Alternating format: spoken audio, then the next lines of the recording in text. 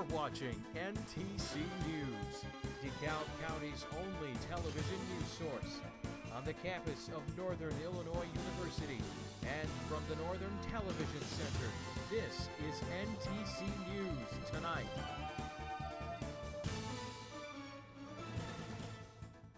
The latest crime report is out for NIU. Good evening, I'm Cody Berman. Thanks for joining us. And I'm Rachel Edwards. The so-called Cleary report has just been released, and it shows us that sex assaults and reports of serious assaults more than doubled last year. The annual report is required by federal law, and it's released by all universities. It shows the number of criminal offenses for 2012. The numbers are small, but NIU has seen an increase in forcible sex offenses on campus. The full report is available on the university's website. Northern Illinois University is getting another unfavorable report. This one comes from an online publication called Complex Art and Design. They rate NIU as the 19th ugliest college campus in the country. NIU's rank is based off its bland architecture and misleading surroundings. The magazine targets NIU's use of Altgeld Hall as a focal point of campus advertising and promotion, when, in reality, the majority of students have never even stepped inside the building. From campus to downtown DeKalb, we may be losing a popular downtown institution, the House Cafe. This is one of the only live music venues left in the area, and passionate musicians and audiences alike hate it to end. The House Cafe in DeKalb has been a common hangout spot for NIU students for the past 12 years. For one, it was the first place she went to when she came to DeKalb. When I was a freshman here was the House Cafe. I didn't even begin school, and this was the first place that I went to. It has given many bands such as the Jazz Soul Injection a place to play. They have played at the House Cafe every Wednesday for the past year. If I had a rough day, go all out, just get it out, just get it out there, man. It's somewhat of a platform. It's just like a place where just people can just come together and just, just release. Word on the street is that the cafe will be closing soon, which is disappointing to many of the regulars and the performers. I would really be sad to see this place go if that's in fact true, but I have a feeling there's no killing this spirit here. Business has been going well, but according to employees and customers, they believe that the new owner won't restore the classic style that the cafe has had with the combination of music and art. The musicians are big fans of the House Cafe. They think it's the best place to perform in DeKalb. I've always preferred the House Cafe over any of those other places. Just I don't know, it just has a much more welcoming vibe to it. The cafe is set to close on November 1st. From downtown DeKalb, I'm Cody Berman, NTC News Tonight. A few people have expressed interest in leasing the property, but until now, no one has been confirmed. Well, it seems DeKalb County is jumping from one project to the next. The city has expanded Taylor Street and Bethany Road, and construction is moving forward on First Street. But it's not just the roads that are being rebuilt. A new building is being constructed along Sycamore Road on the site of Small's Furniture Store. Students should expect delays until each project is completed. A new housing unit in DeKalb is gaining some much-needed support from city officials. The Iron Gate housing development proposal got first approval from the DeKalb City Council last week after a 6-2 vote. The townhomes cannot be built on the land until 300 single-family homes have been constructed. The new proposal also has more space for parks and elementary schools to use. The project still needs to get a final approval.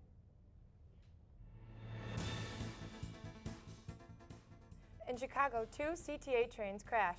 And 2 people wake up in their house exploding in central Illinois. These are today's state lines. As many as 4 dozen people were injured when 2 CTA trains crashed at the station west of the city. The crash happened during rush hour when an eastbound train hit a westbound train that was stopped at the Harlem station in Forest Park. A section of one train car was crushed. A central Illinois couple had a close call when an apparent explosion struck their home near Clinton Lake. Homeowner Stephen Riddle says the blast just about blew us out of bed. The fire department says it will be a few days before officials know the cause of the explosion. A new survey shows us 6 out of 10 Illinois adults don't know about the new Illinois health insurance marketplace launching tomorrow, or that it will offer eligible people financial help paying the cost of insurance. The survey was released by the nonpartisan Commonwealth Fund. If you ever imagined pulling a 757 airplane with your bare hands, here's your chance. Chicago Rockford Airport is hosting the UPS plane pull later this month to benefit the United Way of Rock River Valley. Teams will pull a 200,000-pound 757 aircraft 20 feet from across the tarmac. Students at NIU may see fierce competition with each other next year when they begin hunting for part-time jobs. Jacob Whitelaw has more on Governor Quinn's plans to change minimum wage here in Illinois. The minimum wage to $10 an hour in Illinois. Quinn claims that the pay raise will allow people who make minimum wage to live a little easier. A large number of employees at entry-level jobs like McDonald's and Subway are college students. And if the minimum wage is raised, entry-level employers will need to cut costs in order to stay profitable.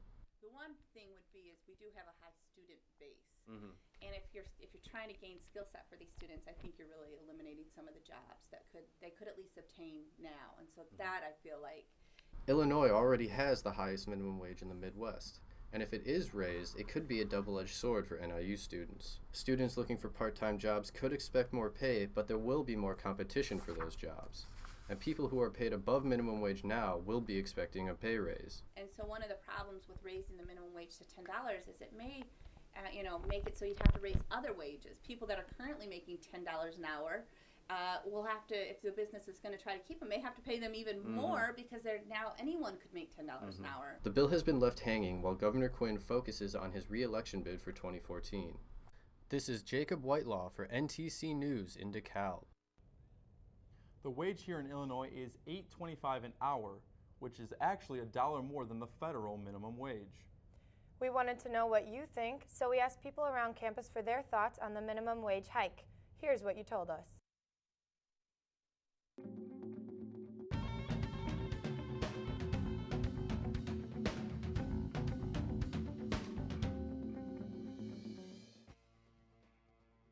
A little bit better, but I mean, it's only $2. It's not really that much. It's still minimum wage. It will help pay tuition faster. Servers who, especially they need tips, and those extra $2 can go a long way. It will help financially with my expenses, especially with school, since I'm trying to help with my parents pay for it. So it will help a lot. Gas prices are obviously going to go up. Price of chips are going to go up also. So, that's going to, obviously I'm going to get more money, but I'm going to have to spend more money over time. So, I mean, like, it'd help me pay my rent more and food, and I wouldn't have to be asking my parents for money. For most students, it sounds like every little bit helps. Before we go any further, let's get a look at our weather window with Brittany Merlot. Please tell us there's more sunshine to come. Today was beautiful. Tomorrow's going to be beautiful as well. So let's, our good luck is good, and we're going to see the sun. It's going to be 85 degrees all over Rockford, Moline, DeKalb. We're going to see some patchy fog in Kankakee in the morning, but that'll soon fade away. It'll be sunny skies, 85 degrees. For more on your weather and how it's all about to change, stay with us. You're watching NTC News Tonight. So, I just moved in with this family, and it's embarrassing. The little one, he likes to go outside and crawl around in the giant litter box. I don't know what he's doing. I mean, I was born and I knew how to use the litter box. Look at that. That's disgusting. Oh, poop already. You're making me nervous. Oh, okay, I can't look at this anymore. I really hope he grows out of this, for his sake.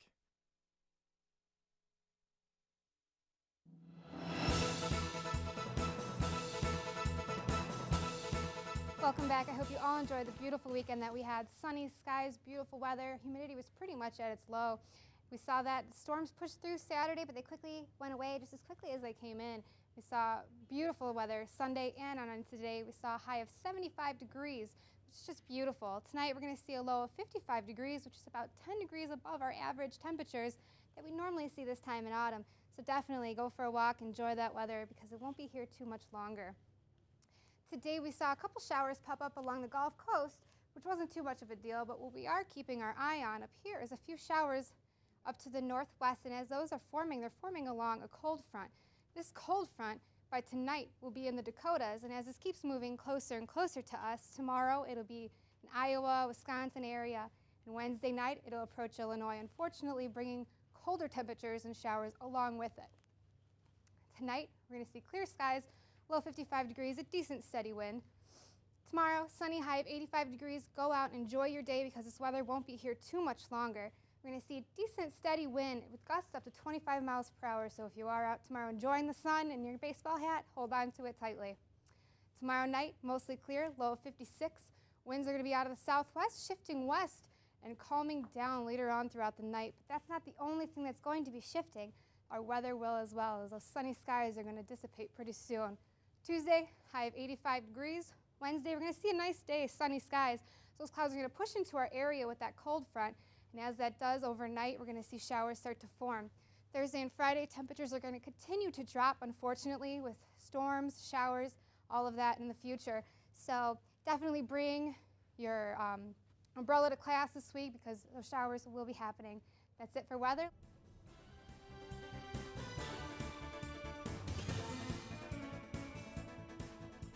In Washington, the threat of a government shutdown is closer than ever.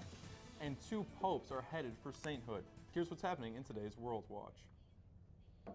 In Washington, a possible government shutdown is looking more and more likely.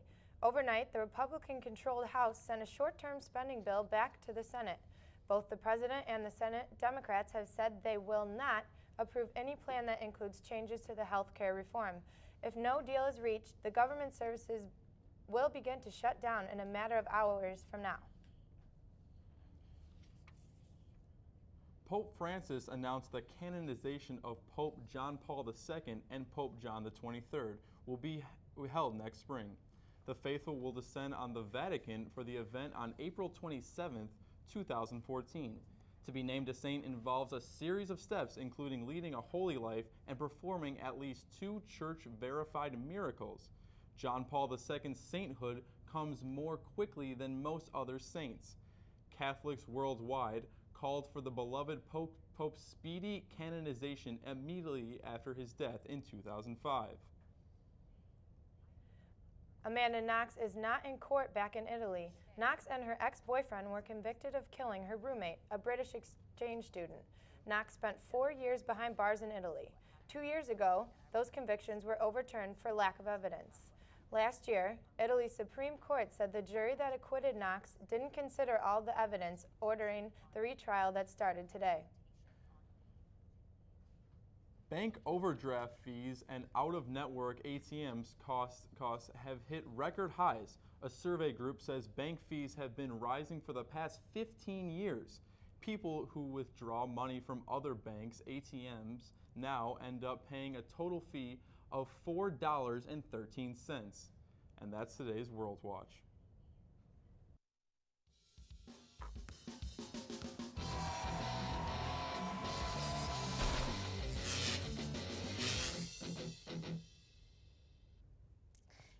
Hey everybody, welcome to NTC Sports. I'm Erica Burgess. 2 dog-bone victories in 1 season for the Huskies. NIU ended its non-conference schedule Saturday against Purdue. And this one was anything but close. First quarter, 7-3, Jordan Lynch connects with Deron Brown for 15 yards, giving the Huskies the lead for good. NIU up 27-10 at halftime. Then it was adding insult to injury. Second half opening kickoff. Tommy Lee Lewis finds a seam, and there he goes. Lewis takes it back 99 yards. His 4th career kickoff return for a touchdown. 34-10 Huskies. Defense added some points as well. Jimmy Ward picks it off and goes 62 yards, 41-10 NIU. The Huskies improved to 4-0 this season, a huge victory. The final was 55-24. And the Bears-Lions battle for the NFC North lead in Detroit. Second quarter, Stafford trying to dive into the end zone, loses it, but grabs it in the air for the 1-yard touchdown. Later in the second, Reggie Bush takes the handoff, jumps over a defender, and takes it all the way for a 37-yard touchdown. And in the third quarter, Jay Cutler trying to make something happen here. Cutler is sacked and he'll fumble it, and Nick Fairley runs in for the 4-yard touchdown. Detroit Lions will win it 40-32. And to the ball diamond, the Chicago Cubs manager Dale Swain is out after 2 seasons with the Cubs. The Cubs played the Cardinals yesterday at Busch Stadium. Bottom of the 3rd, John Jay hits one over the head of Logan Watkins. Joe Kelly comes home and the Cards are up 1-0. Bottom of the 4th, Daniel Descalso cracks one to center field all the way to the wall, and Matt Adams will come in from second. 2-0 Cardinals. Bottom of the 8th, Tony Cruz sends Nate Shireholtz back to the wall over his head. Cardinals will win it 4-0. AL Central now, White Sox Royals top of the 6th, down by 3. Billy Butler slams one to deep left for the 2-run home run. 4-3 Sox. Now top of the 8th, 1 out with a runner on second. Salvador Perez gets a 2-run home run to left center. Top of the 9th, Royals at bat, a chance to take the lead, but Addison Reed will strike out that final batter, and the White Sox will win it 6-5. Other NIU sports this weekend, men's soccer fell to Michigan State on Saturday 2-0, and women's soccer dropped 2 games to Eastern and Western Michigan. Volleyball lost in 3 straight sets to Bowling Green. For today's play of the day, we'll take it to Arrowhead Stadium where the Chiefs took on the Giants. Chiefs' Dexter McCluster takes the punt at the 11, spins, heads up the field, splits a couple defenders, and he'll take it all the way back for 89 yards for the touchdown. The Chiefs beat the Giants in a blowout 31-7. And that takes our play of the day. Thanks, Erica. When we come back, who has the fastest and slowest drive-through? We're about to tell you. Wow, these are really good. You act surprised.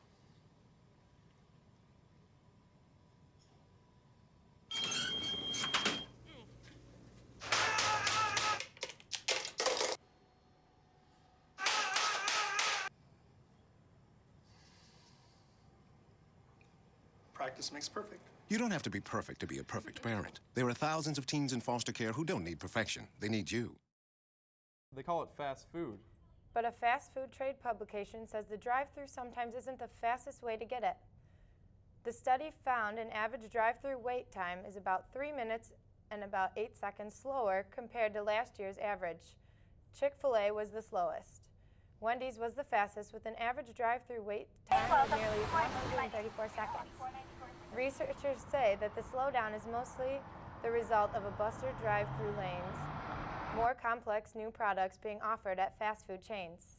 NTC News Tonight is a student production of Northern Illinois University's Communications Department. We want to thank you all for being with us. Don't forget to like us on Facebook for even more news. We'll look for you again on Wednesday. Goodbye, everyone.